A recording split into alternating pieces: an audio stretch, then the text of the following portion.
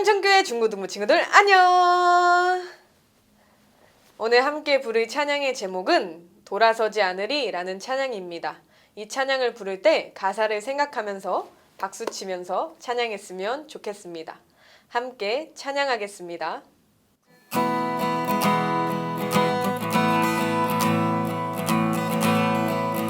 주님 뜻대로 살기로 했네. 주님 뜻대로 살기로 했네. 주님 뜻대로 살기로 했네. 뒤돌아서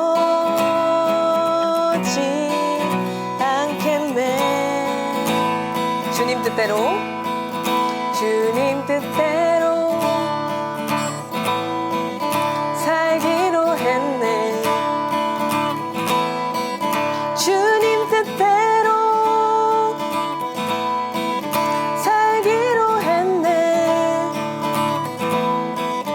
주님 뜻대로 살기로 했네. 뒤돌아서지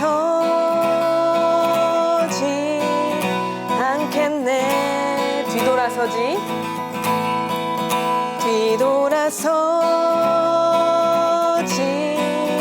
않겠네.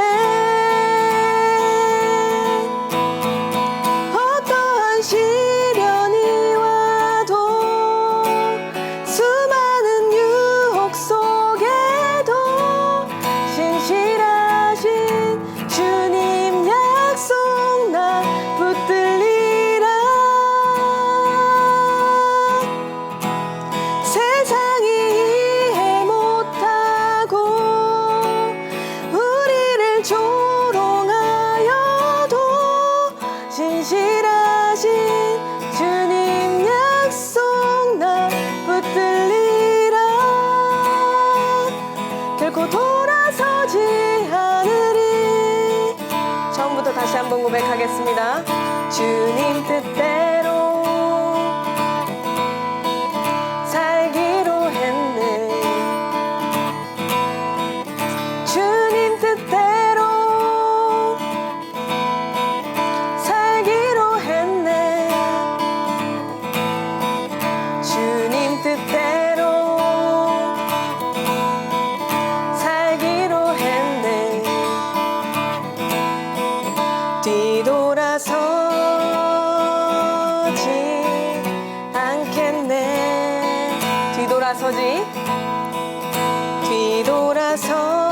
뒤돌아서지 않겠네. 어떠한 시련이 와도 수많은 유혹 속에도 신실하신 주님 약속 나 붙들리라. 세상이 이해 못하고 우리를 조롱하여도 신실하신 주님 약속 나 붙들리라. 결코 돌아서지 않으리.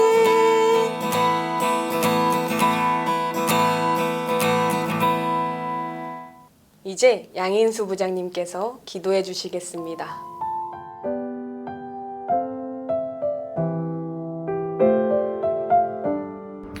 다 같이 기도하시겠습니다.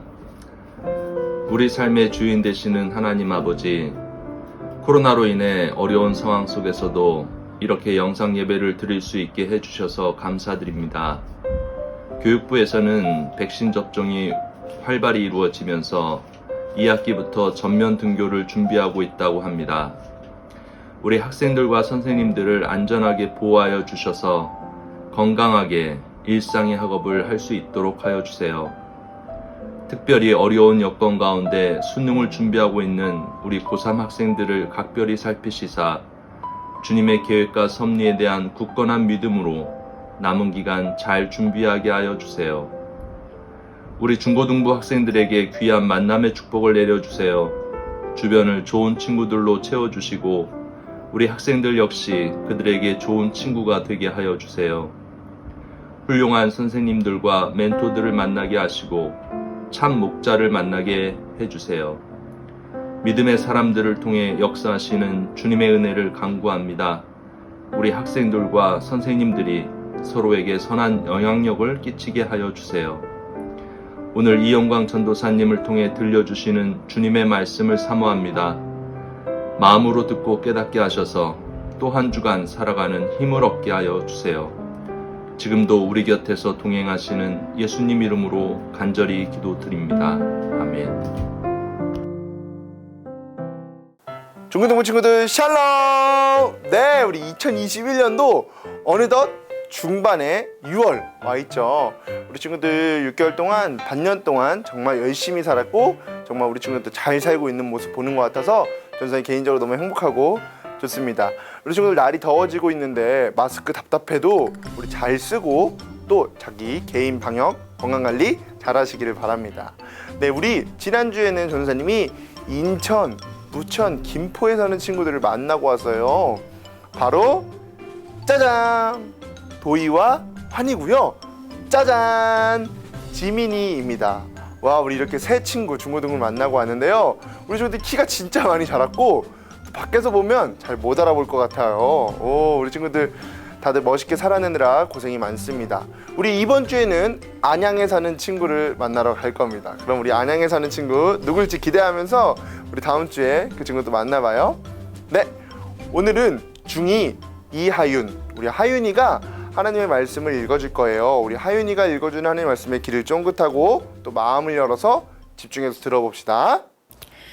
오늘 하나님께서 우리에게 주신 말씀은 느헤미야 14절에서 19절 말씀입니다. 또한 유다 땅 총독으로 세움을 받은 때 곧 아닥사스다. 왕 제20년부터 제32년까지 12년 동안은 나와 내 형제들이 총독의 녹을 먹지 아니하였으니라.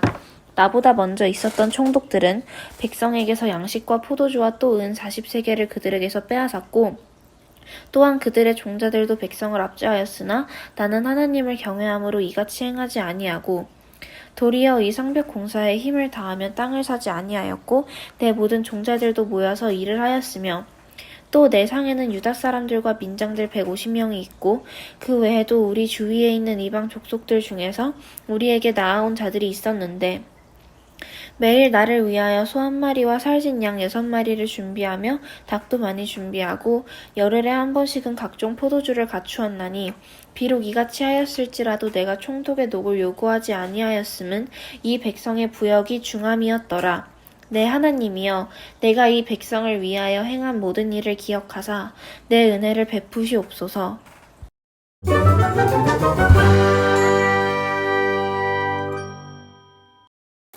아멘. 네, 하윤아 읽어줘서 고맙습니다. 우리 친구들은 어떤 꿈을 꾸면서 살아가나요? 나중에 어떤 사람이 되고 싶어요? 공부를 잘하는, 지식이 있는 사람? 아니면 마음껏 플렉스할 수 있는 돈을 많이 가진 사람? 아니면 인기가 많아서 모두에게 주목받는 사람? 무엇이 우리 친구들의 꿈인가요? 흔히 잘 나간다는 말처럼 그런 인생을 살아가고 싶은가요? 그런 인생이 멋져 보이기도 합니다. 전사님과 가끔은 정말 그렇게 살고 싶기도 해요. 그런데 그런 것만을 쫓아 살아가는 삶은 분명 참된 삶은 아닙니다. 정말 참된 꿈, 정말 참된 삶은 주님께서 주시는 꿈이겠지요. 주님께서 바라시는 꿈을 이루어가는 삶이겠지요. 오늘 우리는 정말 참된 것을 위해서 살아간 또 참으로 멋진 사람을 한 명 만나보고자 합니다. 누구냐면요, 바로 느헤미야라는 인물입니다. 이 느헤미야의 꿈은요, 예루살렘 성벽 재건이었어요. 사실 처음부터 그랬던 것은 아닙니다. 지금부터 우리가 느헤미야를 한번 살펴볼 건데요. 오늘 본문 느헤미야 5장을 중점적으로 보지만 느헤미야 1장부터 4장까지의 내용도 함께 이야기하려고 합니다. 혹시나 느헤미야에 대해서 더 궁금한 친구들은 예배가 끝나고 한번 느헤미야서를 전체 읽어보는 건 어떨까요? 13장으로 이루어졌기 때문에 그렇게 막 길진 않을 겁니다. 우리 친구들, 네, 알겠습니다. 이스라엘이 북이스라엘과 남유다로 갈라지고 북이스라엘은 아수르에 의해서 이 남유다는 바벨론에 의해서 망하게 됩니다. 그리고 이 남유다 백성들 중에서 일부가 바벨론으로 포로로 잡혀가게 돼요. 그런데 그 강하던 바벨론이 바사라고 불리던 페르시아에 의해서 멸망당합니다. 그러자 페르시아의 왕 고레스가 칙령을 하나 발표해요. 뭐냐면 포로들이 자신의 고향으로 돌아가도 좋다는 거였습니다. 그렇게 남유다 백성 중 일부는 고향으로 향하고 또 일부는 페르시아에 남아 있게 됩니다. 이 페르시아에 남았던 백성의 후손 중 하나가 바로 우리가 오늘 만날 느헤미야입니다. 이 느헤미야는 포로민 신분이었지만 상당히 인정받고 살았던 사람인 것 같아요. 그는 한 제국, 당시에 그렇게 넓은 영토를 점령하던 페르시아의 왕이 살던 수산궁에 있었고, 그의 직업은 왕의 술을 담당하고 관리하던 술 맡은 관원이었습니다. 이것으로 보아 포로민 출신이었지만 이 느헤미야가 상당한 실력과 능력으로서 왕의 측근이 되었던 것으로 보입니다. 그런데 어느 날 이 수산궁에 있던 느헤미야에게 유다 백성들이 한 가지 소식을 전해옵니다. 느헤미야 1장 3절 세 번역인데요. 사로잡혀 오지 않고 그 지방에 남은 사람들은 거기에서 고생이 아주 심합니다. 업신여김을 받습니다. 예루살렘 성벽은 허물어지고 성문들은 다 불에 탔습니다. 당시에 이 느헤미야가 있던 수산궁은 굉장히 화려하고 사치의 끝판왕이라고 불렸던 곳입니다. 그런 그곳에서 백성들의 형편을 듣게 되지요. 허물어진 성벽, 불타버린 성문, 그곳에서 고생하는 백성들. 이 이야기를 듣자 느헤미야는 이렇게 행동합니다. 4절인데요. 이 말을 듣고서 나는 주저앉아서 울었다. 나는 슬픔에 잠긴 채로 며칠 동안 금식하면서 하늘의 하나님께 기도하여. 그는 이 일을 통해서 예루살렘 성벽 재건이라는 꿈을 꾸게 됩니다. 그런 그를 하나님께서 형통하게 하시고 그 꿈을 함께 이루어 가시죠. 그래서 느헤미야는 무너진 성읍과 성벽을 재건하는 꿈을 꾸기 시작합니다. 이 느헤미야가요, 동포들을 생각하니까 마음이 편치 않았어요. 그래서 평소와 달리 깊은 수심의 얼굴을 가지고 왕에게 술을 따랐거든요. 그랬더니 왕이 그에게 물어봅니다. 너 왜 얼굴이 슬프냐? 너가 아파 보이지 않는데 너의 얼굴에 수심이 있느냐? 그러자 느헤미야가 왕에게 자신들의 성읍을 다시 세우게 해달라고 요청합니다. 평소에 느헤미야를 좋게 여겼던 왕은 허락하고 재료까지 하사합니다. 느헤미야가 선한 마음을 가지고 무너진 백성들의 삶의 자리를 일으키기 위해 예루살렘으로 돌아갑니다. 그런데 이게 마음만큼 쉬운 일은 아니었어요. 그는 성읍만큼이나 무너지고 지쳤던 백성들을 위로해야 했고, 또 같이 성읍을 짓자고 또 성벽을 재건하자고 설득해야 됐습니다. 그뿐만이 아니라 외부에서도 그들을 업신여기고 비웃었습니다. 어떻게 조롱했는지 우리가 한번 읽어볼까요? 느헤미야 4장 2절인데요. 힘도 없는 유다인들이 도대체 무슨 일을 하는 거냐? 이 성벽을 다시 쌓는다고? 여기에서 제사를 지내겠다는 거냐? 하루 만에 일을 끝낸다는 거냐? 불타버린 돌을 흙무더기 속에서 다시 꺼내서 쓸 수 있다는 거냐? 하고 빈정거렸다. 3절입니다. 다시 쌓으면 뭘 합니까? 돌로 성벽을 쌓는다지만 여우 한 마리만 기어 올라가도 무너지고 말 겁니다.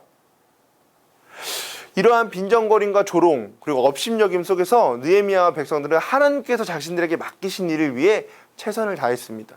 이러한 외적인 조롱과 공격에도 불구하고 하나씩 위기들을 극복해 나갔지요. 그런데 진짜 큰 문제가 발생합니다. 바로 외적 위기가 아니라 이 내적 위기예요.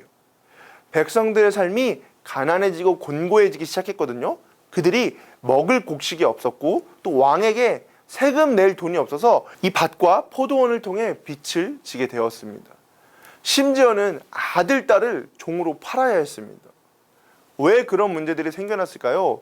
우리 5장 7절과 8절을 통해서 알 수 있는데요. 나는 그들이 울부짖는 내용을 신중하게 살핀 다음에 귀족들과 관리들에게 어찌하여 같은 결의끼리 돈놀이를 하느냐고 호되게 나무랐다. 이 문제를 다루어야 하였기에 나는 대회를 열고서 귀족들과 관리들에게 말하였다. 우리는 이방 사람들에게 팔려서 종이 된 유다인 동포를 애써 몸값을 치르고 데려왔소. 그런데 지금 당신들은 동포를 또 팔고 있소. 이제 우리더러 그들을 다시 사오라는 말이오? 그들은 서로의 백성에게 돈을 빌려주고 이자를 받았습니다. 그런데 이것은 하나님께서 원하시는 일이 아니었어요. 하나님께서는 형제에게 이자를 취하여 돈을 꾸거나 빌려주지 말라고 하셨습니다. 여기 모세오경들이 나오는데요. 궁금한 친구들은 찾아봐도 좋을 것 같습니다. 그래서 느헤미야가 이렇게 말합니다. 나도 나의 친족도 그리고 내 아랫사람들도 백성에게 돈과 곡식을 꾸어주고 있습니다. 제발 이제부터는 백성에게서 이자 받는 것을 그만둡시다. 이 느헤미야의 가족도 그리고 다른 관리들도 다 이자를 받았습니다. 당시에 이자를 받는 것은 아주 당연하고 일반적이었던 것으로 볼 수 있습니다. 그러나 문제 앞에서 그는 회개하기 시작합니다. 남들 다 그러니까 세상이 원래 그런 거야 하고 지나치지 않고요. 그 문제 앞에서 하나님이 원하시지 않기 때문에 회개하고 돌이킵니다. 그러자 이 느헤미야를 따라서 백성들도 돌아서게 됩니다. 하나님께 서약하고 자신의 삶을 다르게 살기로, 즉 세상의 방식이 아니라 하나님께서 원하는 방식대로 살아가기로 결정합니다. 이들은 근데 사실 모두 하나님을 아는 이들이었어요. 심지어는 제사장들도 있고 믿음의 가문을 자랑하는 귀족들도 있었습니다. 그러나 그들의 삶은 하나님과 반대되는 세상의 삶과 다르지 않았어요. 심지어 느헤미야도 마찬가지죠. 그들은 하나님의 말씀을 어기고 자신들이 하고 싶은 대로, 자신들의 욕심대로 이자를 받아 형제에게 돈을 빌려줬습니다. 그러나 중요한 사실 한 가지는 그들이 회개하고 돌이켰다는 것입니다. 그리고 정말 다르게 살기로 결정했다는 사실이죠. 나는 아닥사스다 왕 20년에 유다 땅 총독으로 임명을 받아서 아닥사스다 왕 32년까지 12년 동안 총독으로 있었지만 나와 나의 친척들은 내가 총독으로서 받아야 할 노개 혜택을 받지 않았다. 그런 나보다 먼저 총독을 지낸 이들은 백성에게 힘겨운 세금을 물리고 양식과 포도주와 그 밖에 하루에 은 40세겔씩을 백성에게서 거두어들였다. 총독들 밑에 있는 사람들도 백성을 착취하였다. 그러나 나는 하나님이 두려워서 그렇게 하지 않았다. 사랑하는 중고등부 친구들, 우리 중고등부 친구들의 꿈은 무엇인가요? 나의 안위와 이익을 위해서 총독이 되는 것인가요? 잘난 사람이 되는 것이 목표인가요? 나의 배를 배불리고 나만의 행복과 평안을 위해서 살아가는 것인가요? 전도사님은 우리 친구들이 느헤미야와 같이 하나님의 꿈을 꾸며 하나님의 꿈을 이루며 살아가는 사람들이 되길 바랍니다. 그렇기 위해서 우리는 하나님을 경외해야 합니다. 느헤미야는 오늘 우리에게 이렇게 말합니다. 이방인 원수들에게 웃음거리가 되지 않으려거든 하나님을 두려워하면서 살아야 합니다. 아멘. 돈을 두려워하는 사람들은요, 돈이 없어질까 돈을 쫓고, 지식을 두려워하는 사람들은요, 지식이 없을까 지식을 쫓습니다. 그러나 하나님을 경외하는 사람은 하나님이 우리와 함께하지 않을까 두려워하는 사람입니다. 그래서 잠언은 하나님을 경외하는 것이 우리에게 지혜라고 말합니다. 우리 친구들 정말 많은 것을 누리십시오. 또 정말 많은 것을 가지십시오. 그리고 정말 많은 것을 포기하십시오. 우리 친구들도 느헤미야처럼 하나님을 두려워서도 그렇게 하지 않았다 고백하길 축복합니다. 하나님만을 경외하는 사람은 하나님께서 원하시는 삶이 아님을 알았을 때, 깨달았을 때 포기하고 돌아섭니다. 마치 이자를 포기한 느헤미야처럼 말이죠. 그럴 때 느헤미야의 이름의 뜻처럼 하나님께서 위로하실 것입니다. 우리 오늘 두 구절을 읽으면서 오늘의 말씀을 마무리하려고 하는데요. 우리 친구들도 한번 같이 읽어보면 좋을 것 같아요. 이방인 원수들에게 웃음거리가 되지 않으려거든 하나님을 두려워하면서 살아야 합니다. 나의 하나님, 내가 이 백성을 위하여 하는 모든 일을 기억하시고 은혜를 베풀어 주시옵소서. 아멘. 우리 함께 기도하겠습니다. 우리에게 꿈을 주시는 하나님, 또한 우리에게 은혜를 베풀어 주시는 하나님, 나만을 위한 꿈을 꾸지 않고 하나님이 주시는 꿈을 꾸며 살아가게 해주세요. 다른 것들을 두려워하면서 헛된 것을 쫓는 삶이 아니라 하나님을 경외하며 참된 꿈을 꾸도록 도와주세요. 하나님의 꿈을 먼저 이루어 가신 예수님을 본받아 살아가도록 도와주세요. 예수님의 이름으로 기도합니다. 아멘.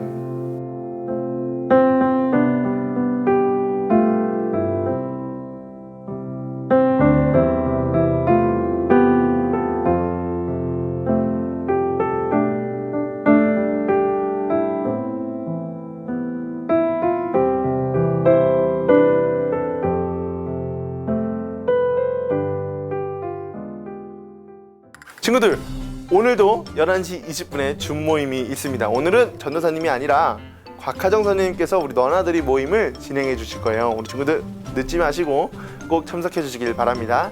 그럼 우리 한 주간도 건강하고 행복하게 살다가 우리 다음 주에 만납시다. 하나님을 경외하는 사람 바로 친구들입니다. 안녕.